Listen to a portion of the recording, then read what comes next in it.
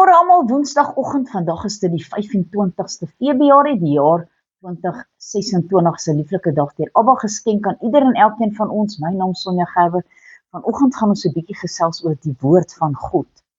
Hoe sal ons mense andersins ken as ons nie met hulle 'n geselskap aanknoop nie? Ons leer hulle ken deur met hulle te gesels. Mense openbaar hulle self, hulle opinies, hulle hele menswees, hulle wil en hulle gedagtes deur hulle woorde.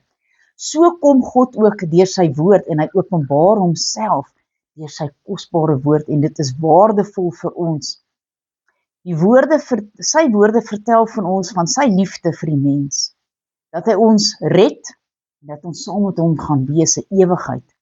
En hy berei 'n ewigheid vir ons. Hy sê as jou plek gereed is, gaan ek jou kom haal.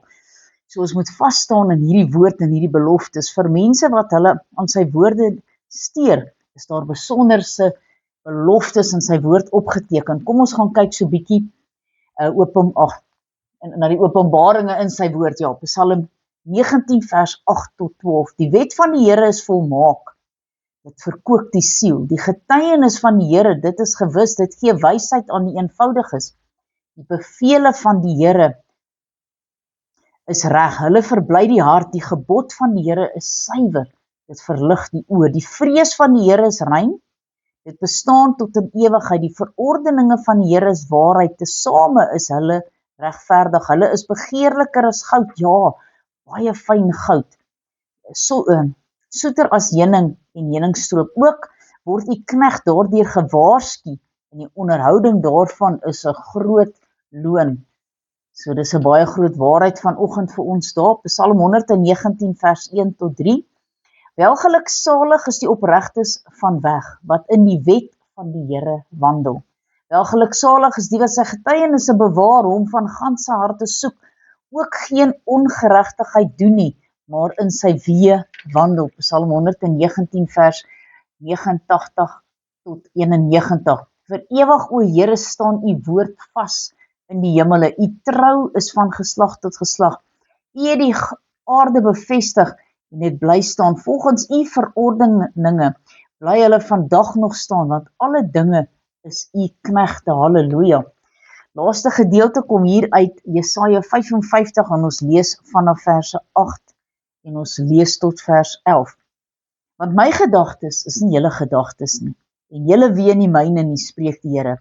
Want soos die hemel hoër as die aarde, so is my wee hoër as julle wee, en my gedagtes as julle gedagtes. Want soos die reën en die sneeu van die hemel neerdal en daarheen nie terugkeer nie, maar die aarde deurvogtig en maak dat dit voortbring en uitspruit en saad gee aan die saaier en brood aan die eter, so sal my woord wees wat uit my mond uitgaan. Dit sal nie leeg na my terugkeer nie, maar doen wat my behaag en voorspoedig wees in alles waartoe ek dit stuur. Die woord van God is baie kosbaar. Kom ons bid. Almagtige God en Hemelse Vader, Here, baie dankie vir u woord. Here, daagliks kan ons daarin wandel, daagliks kan ons daardeur lees.